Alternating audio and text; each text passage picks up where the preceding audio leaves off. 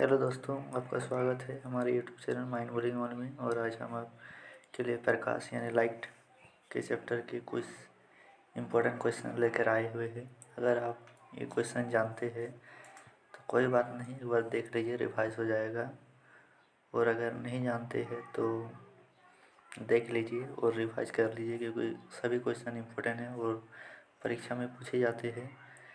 तो आज का मेरा पहला क्वेश्चन है कि प्रकाश की किरण गमन करती है। प्रकाश की किरण कौन सी रेखा में गमन करती है दोस्तों? तो प्रकाश की किरण जो होती है वो हमारी सीधी रेखा में गमन करती है। ऑप्शन नंबर ए होगा मेरा। प्रकाश कौन सी रेखा में गमन करती है? प्रकाश सीधी रेखा में गमन करती है। और मेरा नेक्स्ट क्वेश्चन है कि प्रकाश का वेग न्यूनतम किस में होता है? प्रकाश का वेग न्यूनतम किस में होता है? तो प्रकाश का वेग न्यूनतम होता है, प्रकाश का वेग न्यूनतम किस में होता है? तो निर्वात में, जल में, वायु में या फिर कांच में। तो प्रकाश का वेग न्यूनतम किस में होता है? आपके पास 5 सेकंड है समझने के लिए।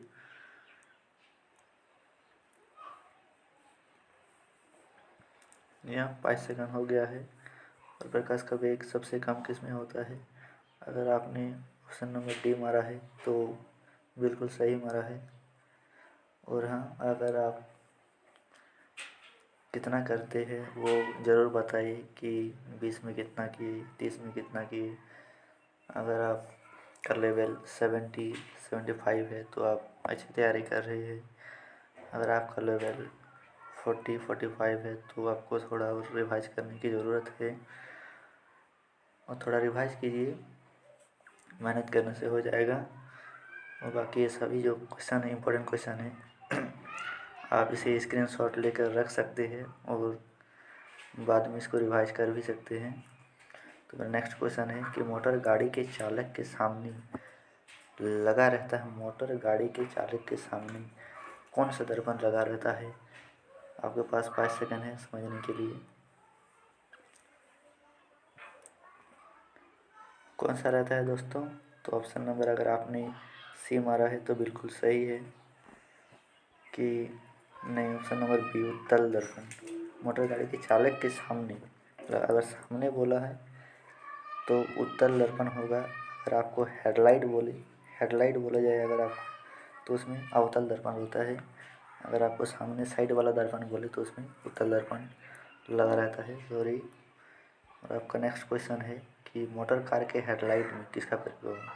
यहाँ देखिए वही क्वेश्चन है कि हेडलाइट में किसका प्रयोग किया जाता है? तो 5 सेकंड है आपके पास। हम ऊपर अभी बता दिए कि हेडलाइट में किस दर्पण का प्रयोग किया जाता है। तो किसका प्रयोग किया जाता है? अगर आपने ऑप्शन नंबर सी मारा है तो बिल्कुल सही मारा है। हेडलाइट के लिए अवतल दर्पण की आवश्यकता होती है। समतल द्वारा बना प्रतिबिंब कैसा होता है? समतल द्वारा बना प्रतिबिंब कैसा होता है? आपके पास 5 सेकंड है। तो समतल द्वारा बना प्रतिबिंब कैसा होता है? तो काल्पनिक होता है। समतल दर्पण द्वारा बना प्रतिबिंब हमेशा काल्पनिक होता है। और नेक्स्ट क्वेश्चन है कि लेंस की क्षमता का SI मात्रक क्या है? लेंस की क्षमता का SI मात्रक होता है डायफ्टर होता है लेंस की क्षमता का SI मात्रक। नेक्स्ट क्वेश्चन है आपके प्रकाश किरण का पथ दर्शाने वाले चित्रों को कहा जाता है। प्रकाश की किरण का पथ दर्शाने वाले चित्रों को कहा जाता है, क्या कहा जाता है? आपके पास 5 सेकंड है। तो क्या कहा जाता है दोस्तों? देखिए आंसर है मेरा किरण आरेख। तो प्रकाश किरणों का पथ जो दर्शाने वाले चित्रों को कहा जाता है किरण आरेख। नेक्स्ट क्वेश्चन देखिए, 8 नंबर क्वेश्चन है 2D क्षमता वाले लेंस का फोकस सातर होता है, फोकस समांतर होता है, किसमें होता है दोस्तों? तो आपके पास 5 सेकंड है समझने के लिए। तो आप आंसर देख लीजिए। अगर आपने ऑप्शन नंबर डी मारा है तो बिल्कुल सही मारा है। और हाँ दोस्तों, आप लास्ट में कमेंट करके ज़रूर बताइए कि आपने कितना सही किया है। किसी उत्तल लेंस का फोकस फोकस स्तर 50 सेंटीमीटर है तो उसकी क्षमता क्या होता है? तो उसकी क्षमता क्या होती है? आपके पास 5 सेकंड है। 5 सेकंड हो गया है। देखिए आपका आंसर है ऑप्शन नंबर डी +2D होता है। अगर किसी उत्तल लेंस की फोकस स्तर की 50 सेंटीमीटर है तो उसकी क्षमता होती है 2D प्लस। नेक्स्ट क्वेश्चन देखिए, प्रकाश के किरण के समूह को कहते हैं। प्रकाश के किरण के समूह को क्या कहते हैं? तो प्रकाश के किरण के जो समूह होता है उसको क्या कहते हैं दोस्तों? आपके पास 5 सेकंड है।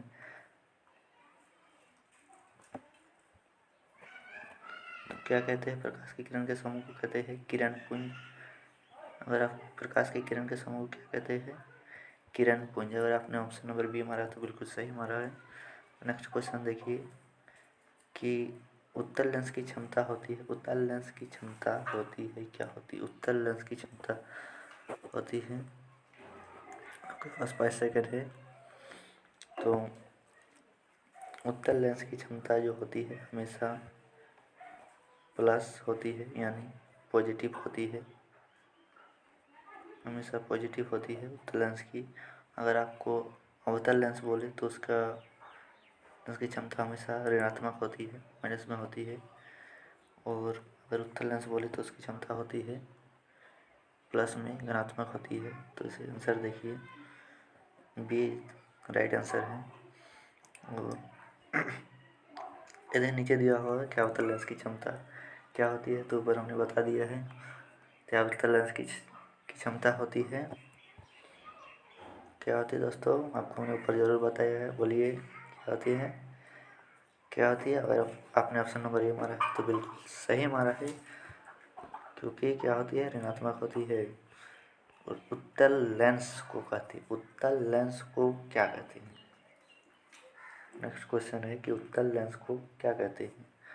आपके पास 5 सेकंड है समझने के लिए कि उत्तल लेंस को क्या कहते हैं। उत्तल लेंस को कहते हैं, क्या कहते हैं दोस्तों? उत्तल लेंस को कहते हैं अभिसारी लेंस। उत्तल लेंस को क्या कहते हैं? अभिसारी लेंस। नेक्स्ट क्वेश्चन देखिए कि समतल अवतल दर्पण को कहते हैं। उत्तल दर्पण को तो अभिसारी कहते हैं, और अवतल दर्पण को क्या कहते हैं? अभी देखिए कि उत्तल दर्पण को अभिसारी और अवतल दर्पण को क्या कहते हैं। देखिए वैसे तो क्या कहते हैं दोस्तों? आपको 5 सेकंड है। तो देखिए आंसर क्या है इसका। आंसर नंबर सी है अपसारी लेंस। उत्तल लेंस के लिए होता है अभिसारी लेंस, और अवतल लेंस के लिए होता है अपसारी लेंस। ये याद रखना, बहुत इंपॉर्टेंट क्वेश्चन है। नेक्स्ट क्वेश्चन देखिए दोस्तों यहाँ पर कि निम्नलिखित में से कौन सा पदार्थ लेंस बनाने के लिए प्रयुक्त नहीं किया जाता है। लेंस बनाने के लिए किसका प्रयोग नहीं किया जाता है? अगर किसी को लेंस अगर हम बनाएंगे तो लेंस बनाने के लिए क्या होता है? जल की तो आवश्यकता होती है, कांच तो चाहिए, कांच को भी आवश्यकता होती है, प्लास्टिक की भी आवश्यकता होती है, और क्या है कि मिट्टी जो है इसकी आवश्यकता हमें नहीं होती। लेंस में मिट्टी का क्या काम? तो मिट्टी की आवश्यकता नहीं होती है लेंस में। तो आपने अगर ऑप्शन नंबर डी मारा है तो बिल्कुल सही मारा है। आंसर देखिए यहाँ पर क्या है, ऑप्शन नंबर डी मिट्टी। अगर ये बहुत ही इंपॉर्टेंट क्वेश्चन है कि लेंस बनाने में किसका प्रयोग नहीं किया जाता, तो मिट्टी का प्रयोग नहीं किया जाता है। नेक्स्ट क्वेश्चन देखिए, किस दर्पण से हमेशा वस्तु से छोटा प्रतिबिंब प्राप्त होता है? किस दर्पण से हमेशा वस्तु से छोटा प्रतिबिंब प्राप्त होता है? तो आपके पास 5 सेकंड है समझने के लिए।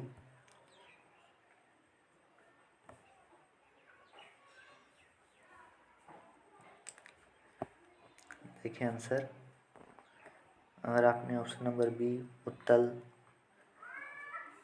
दर्पण मारा है तो बिल्कुल सही मारा है, और आप थोड़ा अच्छे कर रहे हैं। और आगे देखिए कि किस दर्पण से वस्तु का बड़ा प्रतिबिंब बनता है। किस दर्पण से वस्तु का बड़ा प्रतिबिंब बनता है? आपके पास 5 सेकंड है। किस दर्पण से वस्तु का बड़ा प्रतिबिंब बनता है?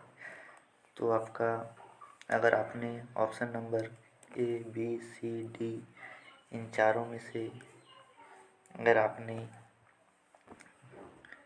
बी हमारा है अवतल दर्पण, तो बिल्कुल आपका आंसर सही है। और नेक्स्ट क्वेश्चन देखिए, प्रकाश के परावर्तन के नियम, कितने नियम होते हैं?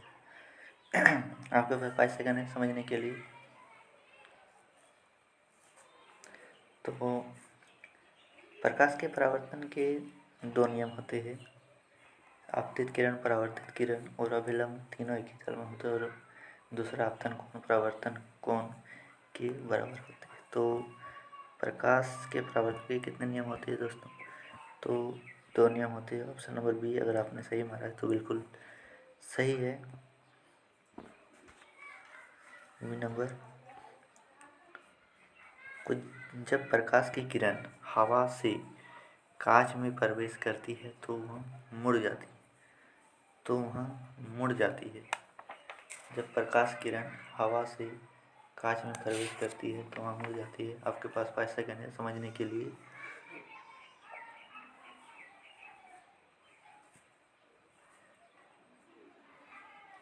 तो क्या होगा दोस्तों, वहाँ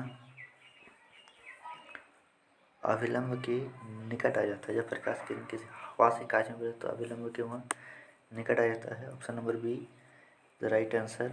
नेक्स्ट क्वेश्चन देखिए, फोटोग्राफी में कैमरे का अभिदृश्य होता है, क्या होता है? तो ऑप्शन नंबर अगर आपने ए मारा है तो बिल्कुल सही है। फोटोग्राफी में ए के लिए होता है उत्तल लेंस की आवश्यकता होती है। और आपका नेक्स्ट क्वेश्चन है कि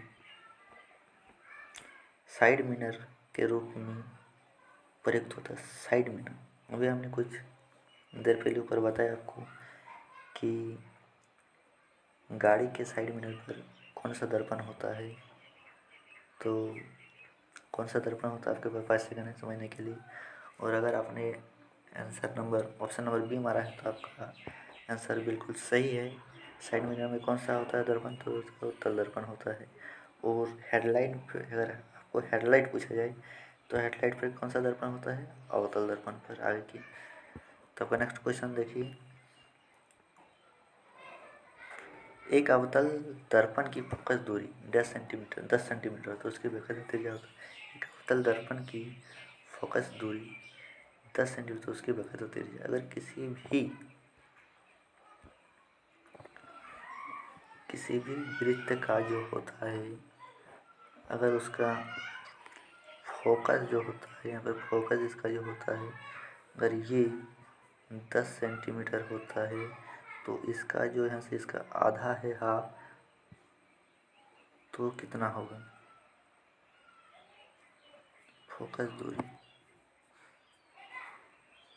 फोकस दूरी इसका मतलब यहाँ ये आधा है, इसका आधा, इसको फोकस दूरी कहते हैं।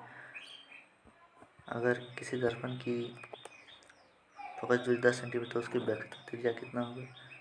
तो जो रहेगा, अगर किसी फोकस दूरी 10 सेंटीमीटर तो उसका दोगुना कर देने से उसकी व्याख्या त्रिज्या निकल जाती है। तो अगर आपने ऑप्शन नंबर बी मारा तो बिल्कुल सही मारा है। निर्गत किरण एवं अभिलंब के बीच के कोण को क्या कहते हैं? निर्गत किरण एवं अभिलंब के बीच के कोण को क्या कहते हैं? अगर आप ऑप्शन नंबर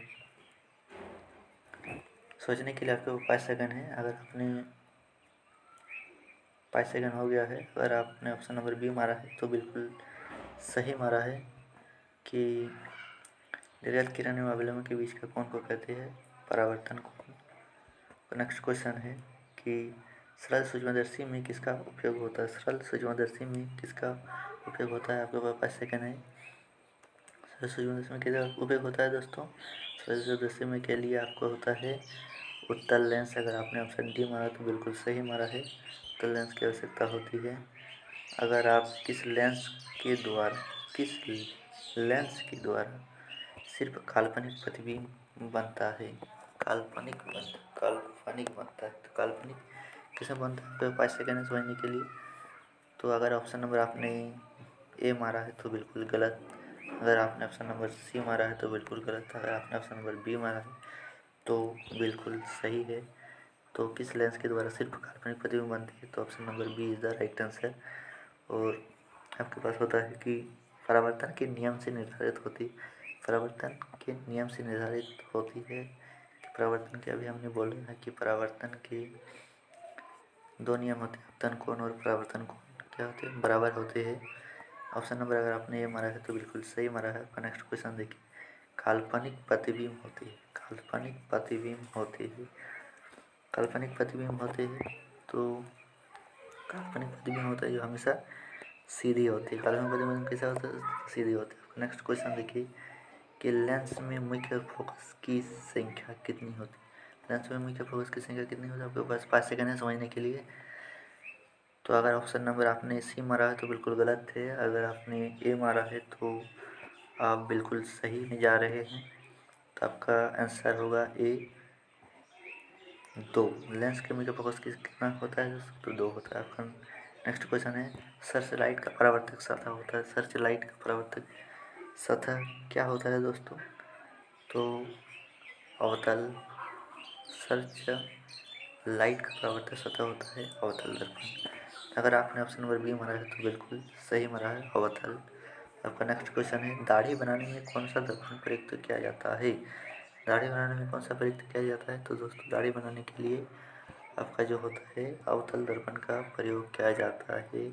और अवतल दर्पण का प्रयोग किसमें किया जाता है, तो गाड़ी के हेडलाइटों में अवतल दर्पण का प्रयोग किया जाता है। और उत्तल दर्पण का कहाँ प्रयोग किया जाता है दोस्तों, तो गाड़ी के साइड मिरर में जो होता है शीशा, उसको उत्तल दर्पण के लिए किया जाता है। आपका नेक्स्ट क्वेश्चन है, आपका क्वेश्चन 23 तक हो गया है और आपको कितना आपने सही किया है वो आप कमेंट करके ज़रूर बताइए कि 30 में से कितना आया। अगर आपका 75 आया है तो आपका बहुत अच्छा है, अगर आप 40 से 50 करते हैं तो आपको थोड़ा रिवाइज करने की ज़रूरत है। और अगर आप इसी तरह के क्वेश्चन पाना चाहते हैं तो हमारे चैनल को सब्सक्राइब कीजिए और बेल आइकन वाले घंटा बटन को ज़रूर दबा लीजिए ताकि हमारा आने वाला वीडियो सबसे पहले आप देख सकें। Thank you.